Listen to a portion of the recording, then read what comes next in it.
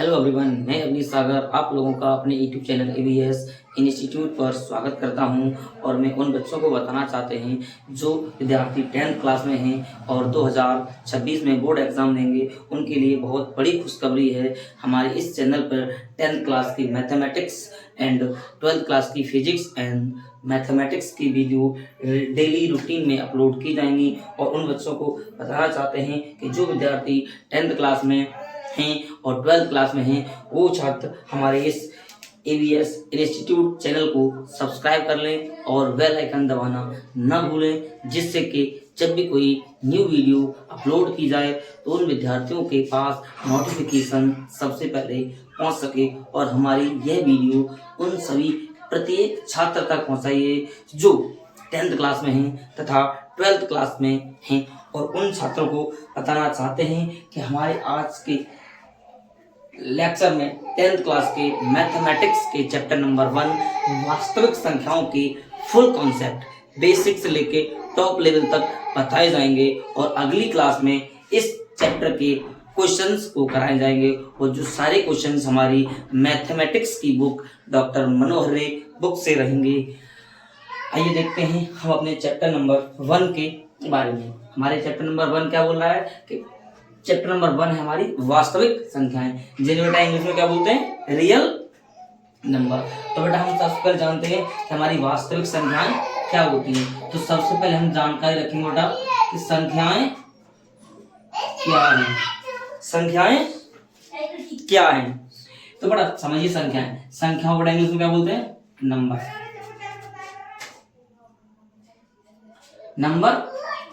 अगर संख्या पद्धति समझोगे, संख्या पद्धति को बोले नंबर सिस्टम, यानी संख्याएं बेटा हमारी क्या होती हैं। अगर हम बात करेंगे आज की वस्तुएं जिन्हें हम अपनी मापने, गिनने या तौलने वगैरह में यूज करते हैं, उन सभी वस्तुओं को क्या बोलते हैं, संख्याएं। क्या बोलते हैं, संख्याएं। बड़ा जानते हैं कि संख्याएं कितने प्रकार की होती हैं। अगर हम बेटा जान लेंगे संख्याओं के प्रकार की बात करेंगे, संख्याएं बेटा 2 प्रकार की होती हैं। कौन कौन सी, वास्तविक संख्याएं, वास्तविक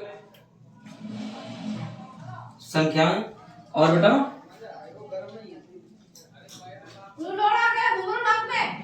काल्पनिक संख्याएं। काल्पनिक संख्याएं बेटा वास्तविक संख्याओं को इंग्लिश में क्या बोलते हैं, रियल नंबर। क्या बोलते हो बेटा, रियल नंबर। काल्पनिक नंबर को बोलते हो बेटा इमेजिनरी, इमेजिनरी नंबर।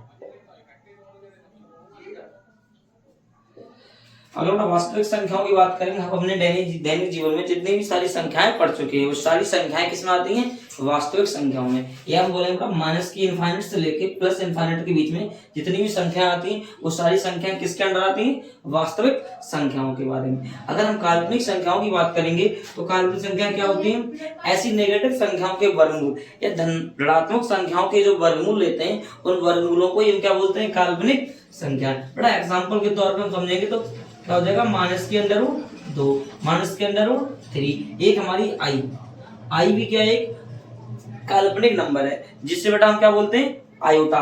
क्या बोलते हैं, आयोटा। बेटा अगर मानेंगे तो आयोटा का जो मान होता है वो कितना होता है, माइनस के अंडर रूट में 1। और अगर आई स्क्वायर की बात करेंगे तो बेटा कितना होता है, माइनस की 1। लेकिन माइनस की 1 मेरी क्या है, वास्तविक संख्या, लेकिन काल्पनिक संख्या नहीं है। अगर आई की बात करेंगे, आई का मान क्या हो जाएगा, सिर्फ आई रखेंगे तो आई क्या हो जाएगी, मेरी काल्पनिक नंबर। और न तो बेटा अगर आई स्क्वायर की बात करेंगे, आई स्क्वायर मेरी क्या कहलाएगी, एक वास्तविक संख्या। ठीक है ना, समझ गए। अगर हम बात करें वास्तविक संख्याओं की, वास्तविक संख्या बेटा कितने प्रकार की होती है, 2 प्रकार की। बेटा कौन कौन सी, नंबर 1 मेरी आती है बेटा वास्तविक संख्याओं में, एक बेटा परिमेय संख्या,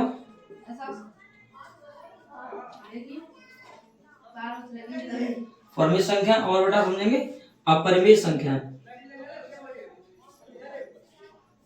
अपरिमेय संख्याएं। तो मतलब वास्तविक संख्या कितने प्रकार होती है? दो प्रकार की, परिमेय संख्या और अपरिमेय संख्या।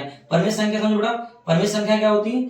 ऐसी संख्याएं, ऐसी संख्याएं जो बेटा p बटे q के रूप में होती हैं, उन्हें क्या बोलते हैं? परिमेय संख्या।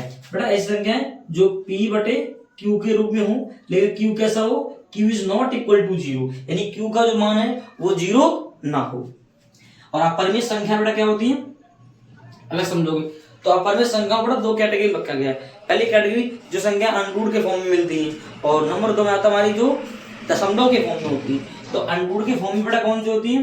समझेंगे बेटा, देखो हम बोलेंगे कि अभाज्य संख्याओं के वर्गमूल ही क्या कहलाते हैं? अपरिमेय संख्याएं। तो अभाज्य संख्या बेटा कौन कौन सी होती है? 2 है, तो 2 का वर्गमूल क्या कहलाएगा?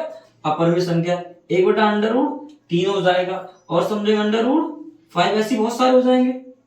और अगर दशमलव के फॉर्म में बात करोगे तो दशमलव के फॉर्म में ऐसी संख्या होती है जिन दशमलव संख्याओं का जो दशमलव प्रसार होता है वो अनवसानी क्या होता है? अनवसानी अशांत अनावर्ती होता है। अनवसानी अशांत अनावर्ती प्रकाश प्रसार बेटा कैसा होता है? जैसे 2.02 है, 002 है, 002 है, और 002 एंड डॉट डॉट। और अगर बात करेंगे जैसे बेटा 3.01 ले लीजिए, 011 कर दिया बेटा, 011 हो गया, 011 एंड डॉट डॉट। यानी दशमलव के बाद एक नंबर लगातार बढ़ना चाहिए और एक नंबर सेम आना चाहिए। ऐसे दशमलव प्रसार क्या कहलाते हैं? अशांत अनवसानी आवर्ती प्रसार। ठीक है ना? अब समझो बेटा हमारी परिमेय संख्या है। परिमेय संख्याओं के भी प्रकार होते हैं। तो परिमेय संख्याओं में बेटा मेरी 2 प्रकार में आ जाती हैं। कौन कौन सी बेटा? एक तो मेरी होती है बेटा पूर्णांक, किसके अंडर आते हैं? पूर्णांक। और एक हमारी फिर अंडर आती है बेटा किसके? भिन्न के रूप में। कैसे? भिन्न के रूप में। अगर भिन्न समझेंगे बेटा, भिन्न क्या होता है? भिन्न को बेटा इंग्लिश में हम क्या बोलते हैं? फ्रैक्शन। क्या बोलते हैं? फ्रैक्शन। फ्रैक्शन भी मेरे बेटा 2 प्रकार की बन जाती है। वैसे तो 3 प्रकार है। कौन कौन से? एक प्रॉपर फ्रैक्शन और एक इम्प्रॉपर फ्रैक्शन, और एक होता है मिश्र फ्रैक्शन, जिन्हें बोलते हैं उचित भिन्न, अनुचित भिन्न और बेटा मिश्र भिन्न। समझ लीजिए, उचित भिन्न क्या होती है मेरी? ऐसी भिन्न, ऐसी भिन्न जिसका जो अंश होता है वो हर से छोटा होता है। अंश हर से छोटा। एग्जाम्पल के तौर पे समझेंगे 2/3, यानी अंश छोटा है हर से, तो ये क्या है मेरी? प्रॉपर फ्रैक्शन है, यानी उचित भिन्न है। और अगर समझेंगे बेटा दूसरी अनुचित भिन्न, जिसे हम बोलते हैं इम्प्रॉपर फ्रैक्शन। इम्प्रॉपर फ्रैक्शन मेरी क्या होती है? ऐसी भिन्न जिनका अंश हर से बड़ा होता है, उन्हें बोलते हैं अनुचित भिन्न। जैसे एग्जांपल तौर पे समझेंगे बेटा 3/2 है या बेटा 5/3 है। इन दोनों ही भिन्नों का अंश कैसा है? हर से बड़ा है। तो ये वाली भिन्न कौन सी रहेगी मेरी? उचित भिन्न। और मिक्स्ड फ्रैक्शन की अगर बात करेंगे तो मिक्स्ड फ्रैक्शन कैसे होते हैं? ऐसी भिन्न जो सही बटे के रूप में होती हैं, उन्हें क्या बोलते हैं? Mixed fraction. जैसे बेटा 3 सही 2/5, ये वाली मेरी कैसी भिन्न है? मिक्स्ड फ्रैक्शन है। क्या है मेरी? मिक्स्ड फ्रैक्शन है, मिक्स्ड फ्रैक्शन। और इनकी बात समझेंगे बेटा, ये मेरी क्या 2/3 प्रॉपर फ्रैक्शन है, और 3/2 और 5/3 मेरी क्या?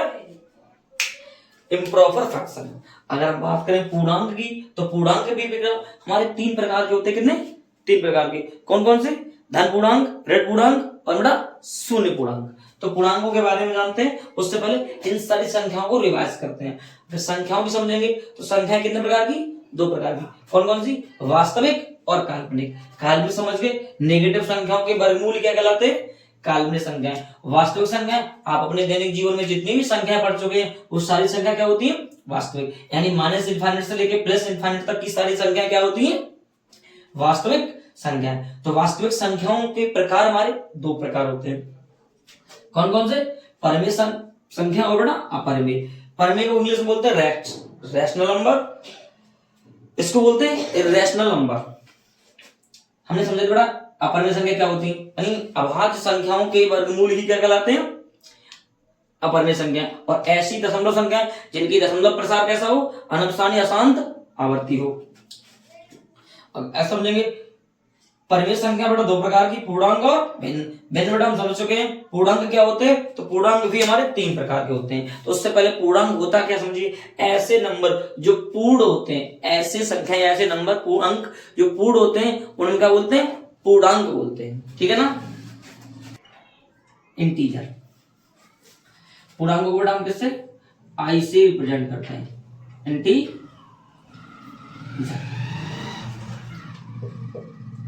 पूर्णांक भी मेरे बेटा कितने प्रकार के होते हैं, तीन प्रकार के। कौन कौन से बेटा, धन पूर्णांक, शून्य पूर्णांक और बेटा मेरा ऋण पूर्णांक।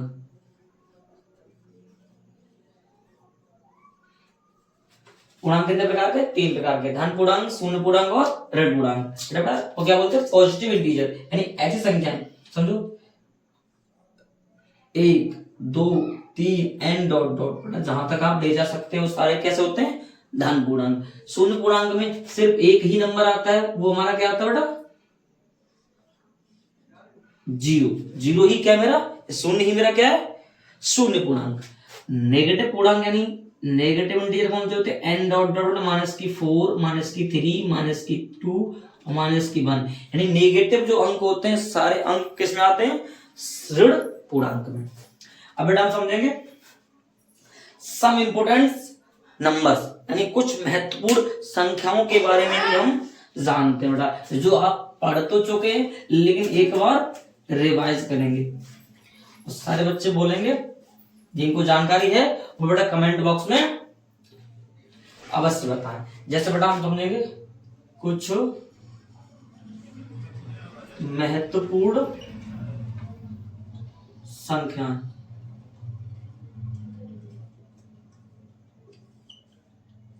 सम इंपोर्टेंट नंबर।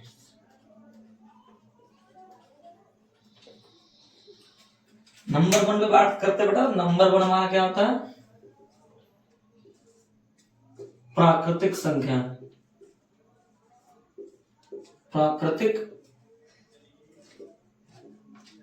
संख्या जिन्हें बेटा इंग्लिश में क्या बोलते हैं, नेचुरल नंबर। नेचुरल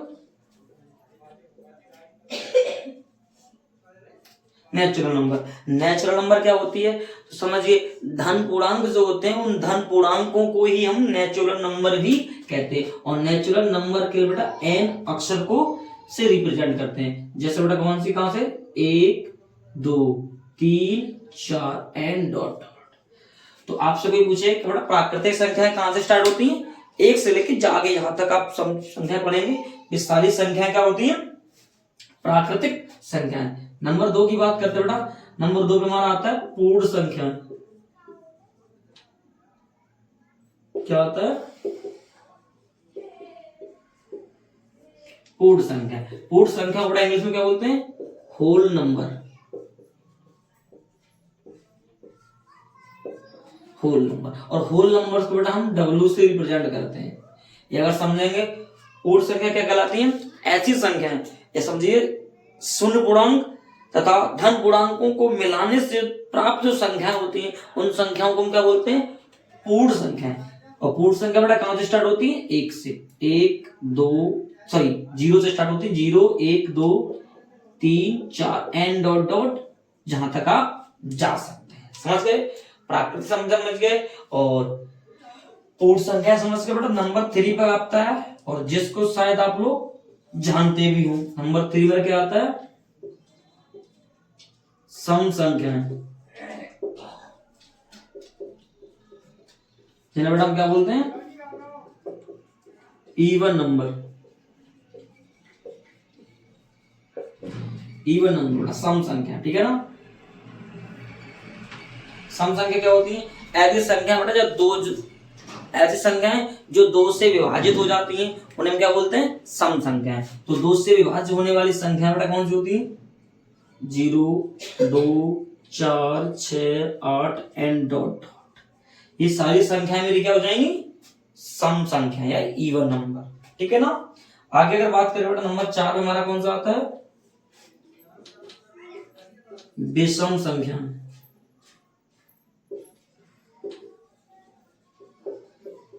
और विषम संख्या को बड़ा इंग्लिश में क्या बोलते हैं? Odd number. क्या बोलते हैं बेटा? Odd number. ये समझिए, ऐसी संख्याएं जो 2 से विभाज्य नहीं होती हैं उन्हें क्या बोलते हैं? विषम संख्याएं। एग्जाम्पल के तौर पर बेटा कौन सी आती है?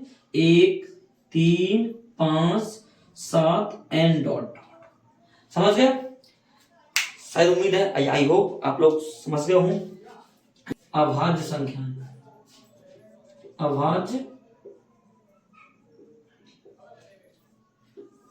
अभाज्य संख्याओं को बेटा इंग्लिश में बोलते हैं प्राइम नंबर।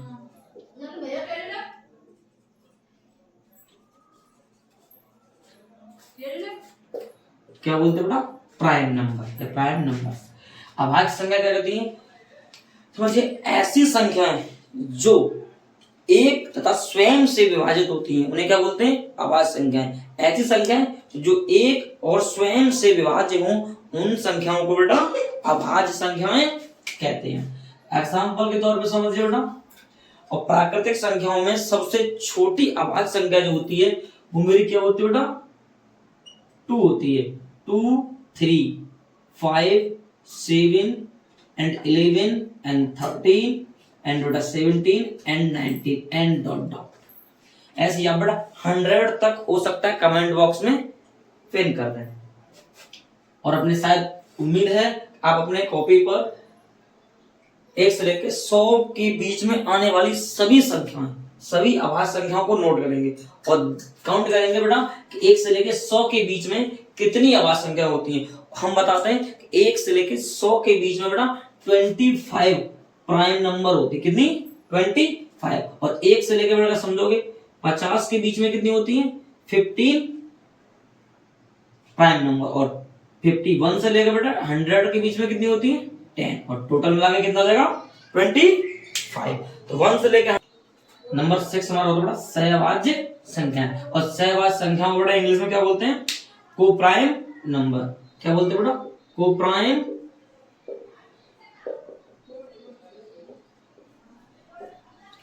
और सहभाज्य संख्या बेटा हमेशा युग्म के रूप में पाई जाती है।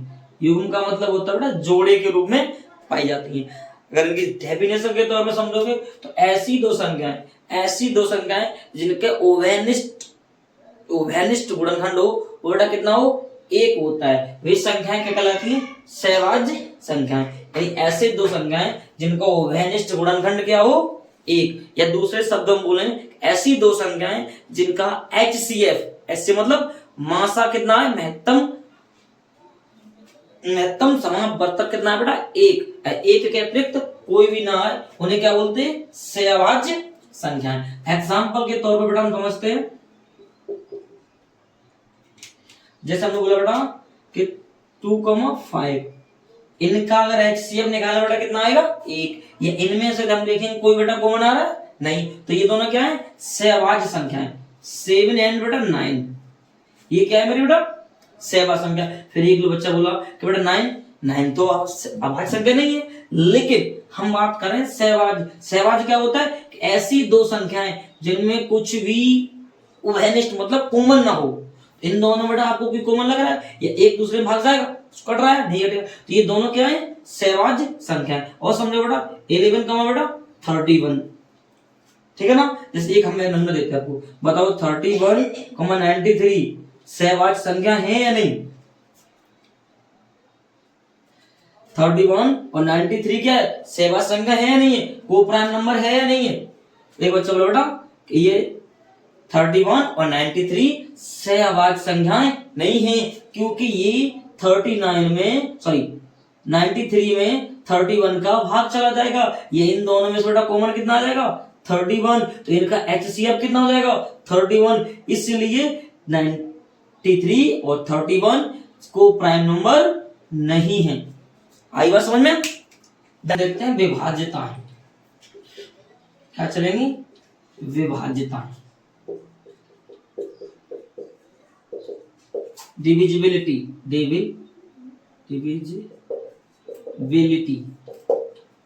विभाज्यताएं क्या कहलाती है बेटा? देखिए विभाज्यता, तो सबसे पहले बेटा हम विभाज्यता की बात करेंगे, थोड़ा किसकी बात करेंगे, 2 की विभाज्यता।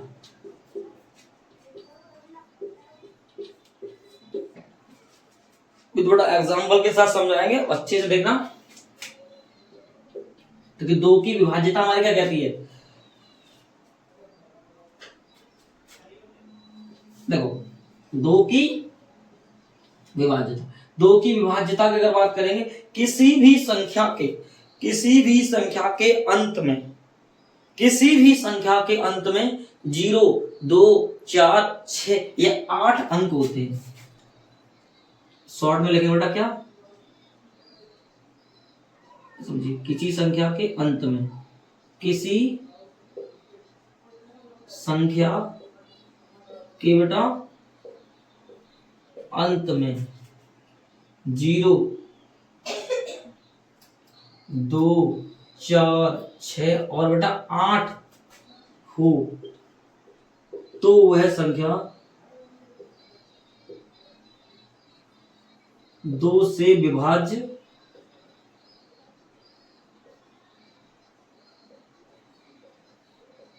होती है। एग्जाम्पल के तौर पे बेटा हम समझेंगे कि जैसे 24 में बेटा 4 है तो 2 से विभाज्य है।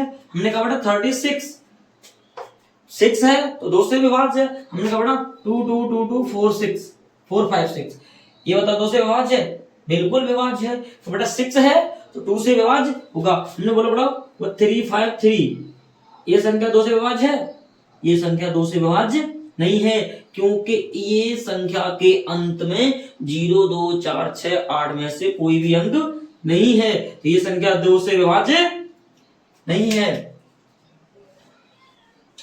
2 की विभाज्यता कंप्लीट हुई। अब बेटा बात करेंगे 3 की विभाज्यता, यानी 3 का डिविजिबिलिटी रूल। देखो 3 का डिविजिबिलिटी रूल बहुत इजी है, एग्जांपल के साथ समझते हैं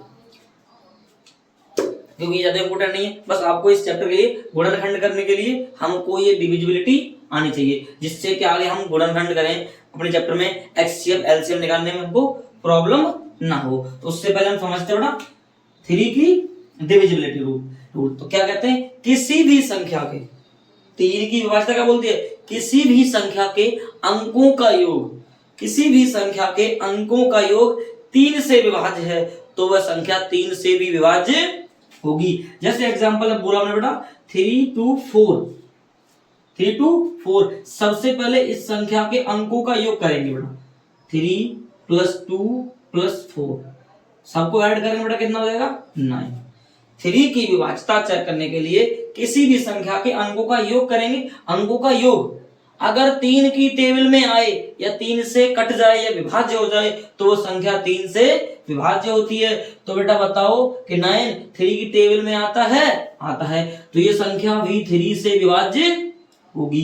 दूसरा एग्जांपल तौर बेटा हमने बोला 5 4 3, बेटा ऐड करो, इन सभी संख्याओं को ऐड करेंगे, 5 और 4 कितना 9, 9 3 कितना 12, कितना हमको प्राप्त हुआ 12, 12 3 से विभाज्य है, तो ये नई संख्या भी 3 से विभाज्य होगी। एक एग्जांपल हो लेंगे बेटा 7 8 5, 7 8 5, इनको बेटा अगर ऐड करेंगे 7 8 जोड़ेंगे कितना होता है 15, 15 5 कितना 20। हम बात करें बेटा 20 3 से विभाज्य है नहीं, क्योंकि 20 3 से विभाज्य नहीं है तो ये संख्या भी 3 से विभाज्य नहीं होगी।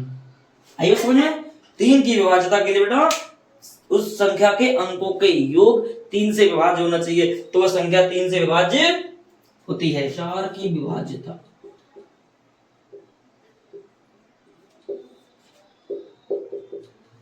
चार का डिविजिबिलिटी रूल क्या कहता है बेटा, 4 का डिविजिबिलिटी रूल कहता है 4 के डिविजिबिलिटी रूल के 2 नियम बन जाते हैं। कितने, 2 नियम। पहला नियम, फर्स्ट नियम कहिए बेटा, ये केस कह लीजिए। पहली केस में किसी भी संख्या के अंत में, किसी भी संख्या के अंत में 2 जीरो होते हैं तो वह संख्या 4 से विभाज्य होती है। एग्जांपल के तौर बेटा 400 में बेटा 2, 400 में 2 जीरो हैं 2 तो ये संख्या 4 से विभाज्य होगी। हमने कहा बेटा 1000 में 2 जीरो हैं तो ये भी 4 से विभाज्य होगी। हमने कहा बेटा 250, ये 2 से कट जाएगी, सॉरी 4 से विभाज्य होगी, नहीं होगी, क्योंकि इसके अंत में बेटा एक ही जीरो है। दो जीरो हो या दो से ज्यादा जीरो हो तो वह संख्या 4 से विभाज्य होती है। डन।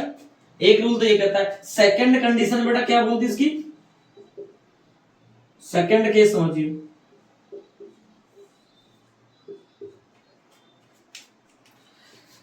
सेकंड केस बेटा इसका कहता है, अगर किसी भी संख्या के अंतिम दो अक्षर अंतिम दो अंक कहिए, किसी भी संख्या के अंतिम दो अंक 4 से विभाज्य होते हैं तो वह संख्या 4 से विभाज्य होती है। तो इस संख्या के एग्जांपल तो हमने इतना बड़ा संख्या ले लिया, इस संख्या के अंतिम दो अंकों में भाई भाग दीजिए 4 का। अगर हम बात करेंगे 64 64 बेटा 4 से विभाज्य होता है, तो ये संख्या भी 4 से विभाज्य होगी। हमने क्या बेटा बताओ 124 बेटा 24 4 से विभाज्य है, तो ये संख्या भी 4 से विभाज्य होगी। आई समझ गए। एग्जांपल तौर पर समझिए बेटा 324 ये 544 ये भी 4 से विभाज्य है, क्योंकि इधर 24 इधर 44 4 से विभाज्य है, तो इस पूरी संख्या भी 4 से विभाज्य होगी। अंक की विभाज्यता सबसे इंपॉर्टेंट और सबसे इजी डिविजिबिलिटी रूल किसका होता है, 5 का, और सबसे इजी और सबसे ज्यादा यूज होने वाला रूल। 5 की विभाज्यता क्या कहती है, किसी भी संख्या के अंत में क्या हो, किसी भी संख्या के अंत में सिर्फ आप क्या देखो 0 और 5 देख लीजिए, तो वह संख्या 5 से विभाज्य होगी। हमने क्या बोला, किसी भी संख्या के अंत में 0 और 5 है तो वह संख्या 5 से विभाज्य होगी। एग्जाम्पल के तौर पे हमने बोला बेटा 250 0 है तो 5 से कट जाएगा, 255 5 है तो 5 से कट जाएगा। हमने बोला बेटा 135 पीछे 5 है तो 5 से कट जाएगा। तो दिमाग में क्या आना चाहिए, 5 की डिविजिबिलिटी रूल आते ही 0 और 5 दिमाग में आना चाहिए।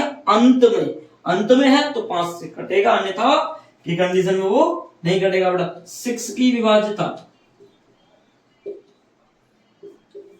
भाई 6 की विभाज्यता का रूल बेटा गुणनखंडों में यूज नहीं होता है, लेकिन फिर भी हम आपको बता देते हैं।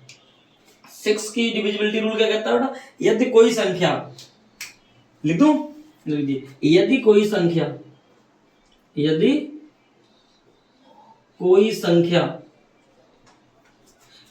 संख्या 2 तथा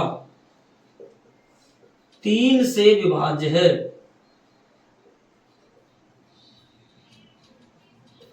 यदि कोई संख्या 2 तथा 3 से विभाज्य है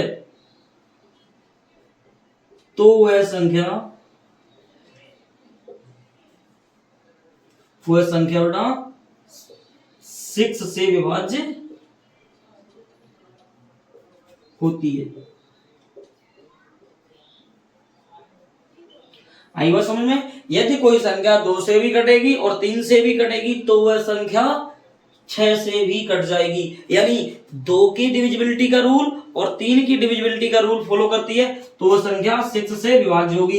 एग्जाम्पल के तौर पे समझिए, हम बताते हैं 4 3 2 ले लीजिए, 4 3 2।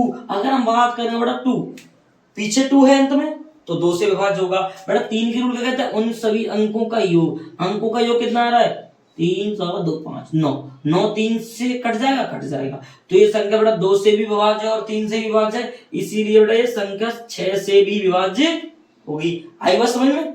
तो हमारे सेशन को लाइक करें, और लाइक करना तो बेटा भूलना ही नहीं है, और ये वीडियो अपने उस प्रत्येक जिगरी तक पहुंचाइए जो 10th क्लास में है, और जो जिनको मैथ्स से डर लगता है उनको बेटा मैथ्स इतना इजी कर देंगे कि आप भी बेटा याद रखोगे हाँ किस सर ने पढ़ाया। बेटा देखिए 6 की विभाज्यता, 6 की विभाज्यता होगी। अब बेटा बात करेंगे 7 की विभाज्यता, यानी 7 की विभाज्यता का रूल बेटा क्या कहता है, सबसे इंपॉर्टेंट विभाज्यता। ये ज्यादातर बच्चे भूल जाते हैं इस विभाज्यता को, इसलिए बेटा ध्यान से समझेंगे, बहुत इजी। सारा फोकस बेटा बोर्ड पे रखेंगे। 7 की विभाज्यता क्या कहती है? 7 की विभाज्यता कहती है बेटा यदि किसी संख्या, ध्यान देना, कोई भी संख्या हो, एग्जांपल समझिए हमारे पास 4 3 2 ये संख्या है, हमको चेक करना पड़ेगा ये 7 से विभाज्य है या नहीं। ये संख्या 7 से विभाज्य है या नहीं, इसके वजह 4 कर लीजिए बेटा, ये 7 से विभाज्य है या नहीं। तो इजी विभाज्यता हमारी कहती है बेटा कि किस 7 की विभाज्यता के अनुसार, नोट करना बेटा, किसी भी संख्या के अंतिम अक्षर को दोगुना करके आगे की संख्या में से माइनस कर दीजिए तो वह संख्या बेटा 7 से विभाज्य हो जाएगी। तो हम बात करें बेटा पीछे कितना है 2, 2 का दोगुना बेटा कितना होता है 4, आगे दो कितने 74 में से बेटा 4 माइनस करेंगे कितना मिलेगा 70, और आप जानते हैं 77 से विभाज्य है तो बेटा हमारी ये संख्या भी 7 से विभाज्य हो जाएगी। आई बात समझ में? अगला एक एग्जांपल लो लीजिए बेटा 5 4 5 5 3 5 5 3। आगे इसकी डिविजिबिलिटी रूल देखिए बेटा, ये 7 से विभाज्य है या नहीं। हमने क्या बोला, लास्ट का दोगुना कीजिए, क्या लास्ट अंक का दोगुना करेंगे तो कितना मिलेगा 6, 3 का दोगुना कितना 6, 6 में से बेटा आगे के दो अंकों में से माइनस करेंगे कितना मिलेगा 7, कितना 49, 49 से बात करेंगे बेटा 7 से क्या है विभाज्य है, 7 से विभाज्य है तो ये संख्या भी 7 से विभाज्य होगी। एक एग्जांपल और लेते बेटा 7 7 5 7 7 5, लास्ट का बेटा दोगुना कीजिए, जैसे दोगुना करें बेटा कितना मिलेगा 10, 10 में से घटाएं बेटा कितना मिलेगा 67। तो तुम बताओ बेटा 67 7 के टेबल में आता है? नहीं आता है, तो नहीं कटेगा, तो ये संख्या अभी 7 से नहीं विभाज्य होगी। बात समझ में आई? डन। और 8 की डिविजिबिलिटी रूल इतना याद, वैसे एग्जाम में भी नहीं आता है, कॉन्सेप्ट नहीं बनता है, फिर भी आप दिमाग में डाल दीजिए। क्या किसी भी संख्या के अंतिम 3 अक्षर, किसी भी संख्या के अंतिम 3 अक्षर अगर 8 से विभाज्य है तो वह संख्या भी 8 से विभाज्य होती है। दिमाग में नोट कर लेना, किसी भी संख्या के अंतिम 3 अक्षर 8 से विभाज्य हैं तो वह संख्या 8 से भी विभाज्य होती है। 9 की विभाज्यता, 9 का डिविजिबिलिटी रूल क्या कहता है बेटा, दिमाग में डालो, किसी भी संख्या के अंकों का योग 9 से विभाज्य है तो वह संख्या 9 से भी विभाज्य होती है। मैंने क्या बताया, यदि किसी संख्या के अंकों का योग 9 के टेबल में आ जाए तो वह संख्या 9 से भी विभाज्य होती है। एग्जांपल के तौर पर बेटा लिख लीजिए 2 3 5 4 4, छोटा ले लीजिए, तय करिए।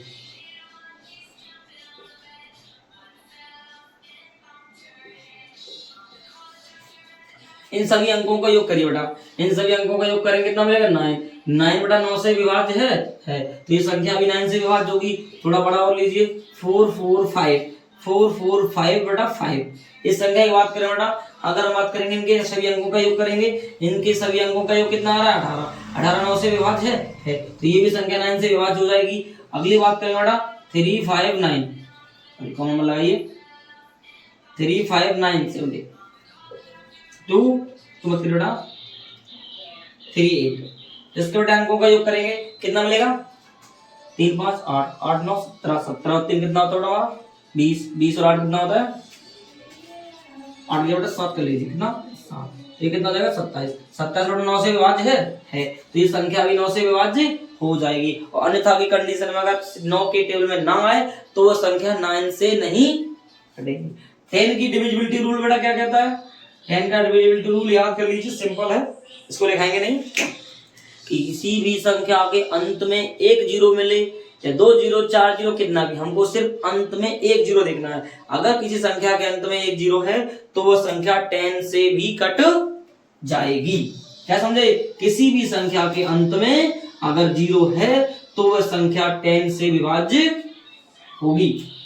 एक लास्ट रूल देखेंगे बेटा, क्या 11 की विभाज्यता, जो बेटा अक्सर बच्चे भूल जाते हैं। हम पढ़ाएंगे बेटा, भूलना ही नहीं है।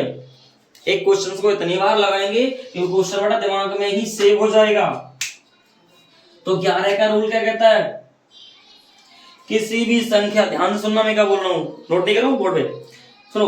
किसी भी संख्या के सम स्थानों के अंकों का योग, ध्यान से सुनना, किसी भी संख्या के सम स्थानों के अंकों का योग तथा विषम स्थान के अंकों का योग का अंतर, योग का अंतर 11 से विभाज्य हो तो वह संख्या 11 से भी विभाज्य होती है। मेरे को पता बेटा समझ में नहीं आया होगा, बोर्ड में एग्जाम्पल देखिए, एग्जाम्पल से बेटा सब स्पष्ट हो जाएगा। 2 5 3 5 2 ये संख्या हमने आपको दी बेटा। सम विषम स्थान पहचानेंगे बेटा, सम विषम स्थान बेटा 1 2 3 4 5, ये बेटा सम विषम स्थान। अगर सम की बात करें बेटा, सम सम ये हो गया ना, ये हो गया 2 4। विषम कौन सा होगा बेटा? 2 3 2 1 3 5। इनके सभी अंकों का योग कर लीजिए बेटा। 2 3 3 2 3 3 बेटा कितना होता है? 8। इधर देखें बेटा 5 5 कितना हो गया? 10। बेटा माइनस करेंगे कितना मिलेगा? माइनस का 2। माइनस का 2 बेटा 11 से कटेगा नहीं, तो ये संख्या भी बेटा क्या होगी? 11 से विभाज्य नहीं होगी। बात समझना, जैसे बात करता ना 2 4 2 3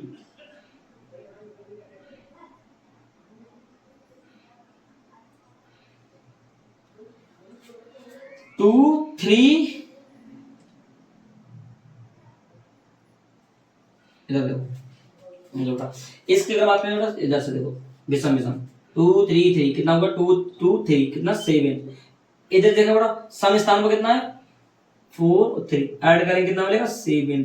और 7 में से 7 हटाएंगे बेटा कितना मिलेगा? 0। और 0 आप जानते हैं 11 से कैसा होता है? विभाज्य। 0 एक ऐसी संख्या है जो प्रत्येक अंक या प्रत्येक संख्या से विभाज्य होती है। तो बेटा हमारी 11 क्या हो जाएगी? 0 0 11 से विभाज्य होगी, तो ये संख्या भी 11 से विभाज्य हो जाएगी। हमारे कहने का मतलब बेटा दिमाग में रखना, 11 की विभाज्यता के लिए भाई सम स्थानों के अंकों का योग और विषम स्थानों के अंकों का योग निकालो। तो अंकों का योग निकालने के बाद अंतर कर दीजिए, मतलब घटा दीजिए बड़ी संख्या में से छोटी। घटाने पर बेटा अगर 0 मिल जाए या 11 से बेटा वो संख्या कट जाए तो वो संख्या हमारी 11 से विभाज्य होगी। डन। इसे बेटा शॉर्ट में बोलते हैं मासा, इसे बेटा लासा। ये शायद उम्मीद है आप लोग शायद जानते हो बेटा। महत्तम अगर बात समझे बेटा, देखो मासा जिससे बेटा शॉर्ट में हम HCF भी बोलते हैं, हाईएस्ट कॉमन फैक्टर। ऐसे मतलब हाईएस्ट कॉमन फैक्टर। बेटा मासा क्या होता है? देखो अगर हम एग्जांपल की बात करेंगे मासा की, तो मासा वह संख्या है, वह बड़ी से बड़ी संख्या है जो दो अंकों में बेटा, जो दो संख्याओं में वह बड़ी से बड़ी संख्या जिससे दोनों संख्याओं में भाग चला जाए या विभाजित हो जाए, वह संख्या क्या कहलाती है? मासा। एग्जांपल के तौर पर बेटा हम बात करेंगे 6 और बेटा 8 ले लीजिए। 8 का बेटा मासा कितना आ जाएगा? इन दोनों का मासा बेटा कितना आएगा? 2। कितना आएगा बेटा? 2। मासा हमने क्या बोला कि वह बड़ी से बड़ी संख्या, वह बड़ी से बड़ी संख्या जो इन दोनों में से क्या हो? विभाज्य हो जाए। वह बड़ी से बड़ी संख्या जो इन दोनों संख्या को क्या कर दे? विभाजित हो, ये विभाज्य कर दे। बेटा 2 और 8 का बेटा मासा कितना हो जाएगा? 2। कैसे? 6 बेटा 2 से कट जाएगा और 8 भी 2 से विभाज्य हो जाएगा, तो 2 ही इसका क्या हो जाएगा? Highest common factor. एग्जांपल के तौर पर बेटा समझते हैं कितना? 12 और 50 80 करिए। 12 और 80, 12 और 80 में बेटा कॉमन हाईएस्ट कॉमन फैक्टर क्या हो जाएगा? 6। क्या हो जाएगा? 6।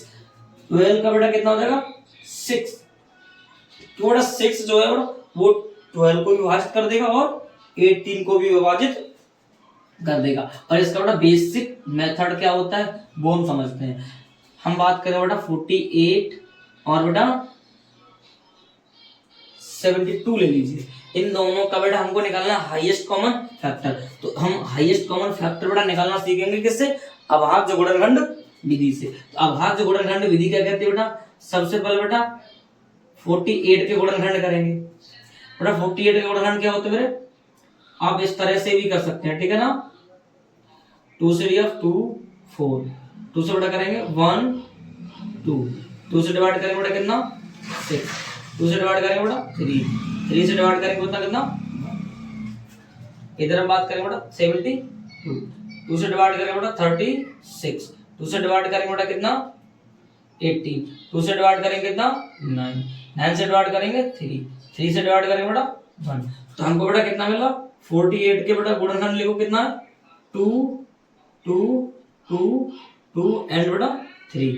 इधर समझे बेटा कितना 72, 2 2 2 एंड 3 बेटा। बेसिक रूल ध्यान सुनना, जब भी हम महत्तम समापवर्तक की बात करेंगे हमारा ही क्या कहलाता है कॉमन हाईएस्ट फैक्टर, वह बड़ी से बड़ी संख्या जो दोनों में क्या हो कॉमन। तो दोनों में बेटा जो कॉमन हो 2 कॉमन है, 2 भी कॉमन है, ये 2 कॉमन, देखो 2 3 कॉमन नहीं है, ये कॉमन है। तो जो जो बेटा कॉमन है वही अंक वही संख्याओं के गुणनफल ही मेरा क्या कहलाएगा, इन दोनों संख्याओं का HCF। बेटा 2 मिला, इधर कितना मिला 2 मिला, इधर कितना मिला 2, इधर कितना मिला 3। तो इन सभी का बेटा मल्टीप्लाई करेंगे कितना 3 दूनी 6, 6 दूनी 12, 12 दूनी 24। इन दोनों का बेटा HCF कितना आएगा 24। कितना आएगा बेटा 24। ध्यान समझेंगे, वह एलसीएम की अगर समझोगे क्या कहलाता है, वह छोटी से छोटी संख्या, वह छोटी से छोटी संख्या जो जितने संख्याओं को हमको एलसीएम करना है उन सभी संख्याओं से बेटा क्या हो विभाजित हो, उस संख्या को हम क्या बोलते हैं, उन दोनों संख्याओं का एलसीएम। एग्जांपल के तौर पे समझते बेटा हमने 24 और बेटा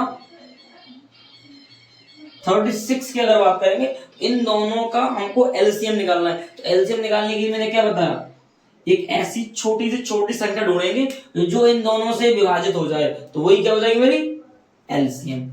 नोट करो बेटा, सबसे पहले बेटा इन दोनों का क्या निकालेंगे फैक्टर करेंगे बेटा कितना 1 2, 2 से 6, 2 से 3, 3 से बेटा 1, इधर करेंगे बेटा कितना 36 का 2 8 3 9 3 और बेटा 3, वो कितना मिला बेटा 24 और 36 का 24 का कितना मिला 2 2 2 एंड 3, इसका कितना मिला बेटा 2 2 एंड 3 हमको क्या निकालना है एलसीएम। क्या निकालना बेटा एलसीएम। तो एलसीएम हमने क्या बोला हुआ छोटी से छोटी संख्या, छोटी से छोटी संख्या के बीच मत जाना, हम बताते हैं ध्यान देखो, जो जो कॉमन है वो सभी लिख दो, ये भी कॉमन, ये भी कॉमन, ये भी कॉमन। अब बचा हुआ जो कॉमन नहीं है वो भी सब एलसीएम में ऐड होता है, एचसीएम ऐसा नहीं होता। बेटा बचा कितना है 2 बचा और 3। अब इन सबका बेटा मल्टीप्लाई कर लो, 2 तिया 6, 6 तिया 18, 18 दूनी 36, 36 दूनी बेटा कितना होता है 72। तो 72 बेटा क्या होता है इस 24 और 36 का ही क्या हो जाएगा एलसीएम। डन। बात करेंगे महत्तम समापवर्तक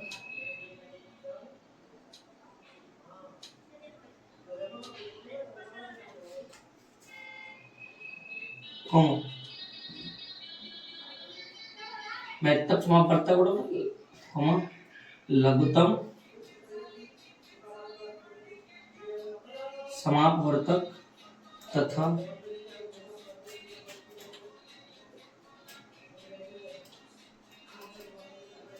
दो संख्याओं के बीच एक बड़ा संबंध होता है। जिन दो संख्याओं का बेटा हम एलसीएम और एचसीएफ निकालते हैं, उन्हीं संख्याओं के बीच निकले एलसीएम और एचसीएफ में छोटा सा संबंध या रूल होता है, ध्यान देना। तो वो रूल हमारा क्या कहलाता है बेटा, वो रूल होता है बेटा px इंटू बेटा qx बराबर होता है मेरा HCF इंटू LCM। इसको समझ लो बेटा दूसरी आसान भाषा में, अगर हम समझेंगे कि दो संख्याओं का गुणनफल ध्यान देना, दो संख्याओं का गुणनफल उनके एलसीएम तथा एचसीएफ के गुणनफल के बराबर होता है। जहां हम बात करें बेटा पीएक्स क्या है, मेरी पहली संख्या, और बेटा क्यूएक्स मेरी क्या है, दूसरी संख्या। बेटा पीएक्स और क्यूएक्स इज इक्वल टू क्या होता है, एचसीएफ इनटू एलसीएम। ये क्या कहता है, और पीएक्स पहली संख्या और क्यूएक्स दूसरी संख्या, तो दो संख्याओं का गुणनफल उनके द्वारा निकले एचसीएफ और एलसीएम के गुणनफल के बराबर होता है। अब इस रूल पे बेटा एक छोटा सा क्वेश्चन हो जाए, बेटा यदि एग्जाम्पल लेते बेटा क्या बोलते हैं, यदि एचसीएफ 306 बेटा 657 का एचसीएफ कितना है 9, तो एलसीएम ऑफ 306 बेटा 657 ज्ञात कीजिए। बेटा एचसीएफ वो 306 कमा 657 का एलसीएफ कितना है 9, तो बेटा एलसीएम कितना होगा तो ज्ञात करना है। तो हम समझो बेटा इसमें हमको पीएक्स बराबर कितना दिया है, पीएक्स होता है पहली संख्या, कितना दिया 306, और बेटा क्यूएक्स कितना दिया मेरे को 657, और बेटा मेरे को एचसीएफ कितना दिया मेरे को 9, तो मेरे को एलसीएम क्या करना है, ज्ञात करना है।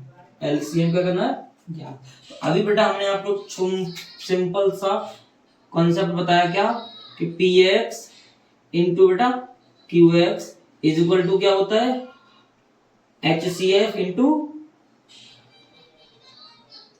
एलसीएम। पीएक्स कितना दिया है 306, क्यूएक्स कितना दिया है 657, एचसीएफ कितना दिया है 9, बेटा ये कितना दिया हमको, एलसीएम तो हमको निकालना ही है। एलसीएम निकालने पर 9 कहाँ जाएगा, डिवाइड में, बराबर क्या मिलेगा मेरे को, एलसीएम। 9 से बेटा क्या कर दो, डिवाइड कर दीजिए। 9 से क्या करना है हमको, डिवाइड करना है। 9 से जैसे बेटा हम डिवाइड करेंगे कितना मिलेगा मेरे को, डिवाइड करो बेटा 9 7 63, बचा कितना बेटा 2, 2 और 3 27, 27 में कितने हो जाएगा 9 3 27, तो 306 गुणा बेटा कितना मिलेगा 73, तो ये मेरा क्या आ जाएगा एलसीएम। तो एलसीएम कितना आएगा बेटा इन दोनों का गुणनफल, तो इन दोनों का जैसे ही दोनों का गुणनफल करेंगे बेटा, इन दोनों गुणनफल को कितना मिलेगा 2238, ये क्या कहलाएगा इन दोनों का बेटा एचसीएफ, सॉरी एलसीएम, ये क्या कहलाएगा इन दोनों का एलसीएम। आई होप समझ में आया अच्छे से। तो बेटा एक क्वेश्चन हम आपको बेटा होमवर्क के लिए देते हैं, क्या ये क्वेश्चंस होमवर्क के लिए, HW बड़ा HCF ऑफ 120 और बेटा 150 बराबर कितना, 150 90 कर लीजिए, कितना 90, कितना बेटा 90, कितना जाएगा बेटा हमारा 30, कितना 30। तो एलसीएम हमको ज्ञात करना है बेटा, एलसीएम कितना आ जाएगा 120,90, ये हमको बेटा ज्ञात करना है। आई होप आप लोगों को शायद ये क्लास बहुत अच्छी लगी हो। इस क्लास को बेटा अपने उस प्रत्येक दोस्त के पास शेयर करें जो विद्यार्थी 10th क्लास में है। ओके, धन्यवाद।